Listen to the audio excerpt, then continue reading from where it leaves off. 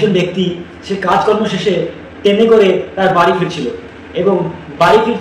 এবং সে ট্রেনের মধ্যে সে ঘুমিয়ে যায় এবং ঘুম থেকে উঠে সে তার আশেপাশের লোককে জিজ্ঞাসা করে এটা কোন দেশে। তারা বলে আপনি কোথায় যাবেন। সে বলে আমি অমুক স্টেশনে নামবো। তখন তার আশেপাশের লোকরা বলে আপনি যে ট্রেনে যেই গন্তব্যে নামবেন, যে স্টেশনে নামবেন সেই স্টেশন ছেড়ে চলে এসেছে।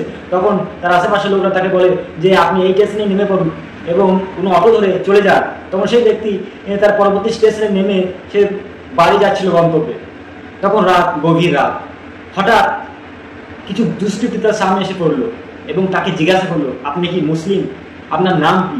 এবং যখন সে তার নাম বললো যে আমার নাম অমুক এবং আমি মুসলিম, তখন দুষ্কৃতীরা তাকে বেধড়ক মারধর করতে লাগলো এবং টেনে হিচড়ে নিয়ে যেতে লাগলো, মুখে লাথি পায়ে লাথি, তাকে দড়ি করে পায়ে দড়ি বেঁধে টানতে নিয়ে যেতে থাকলো। অবশেষে সে মারা গেল।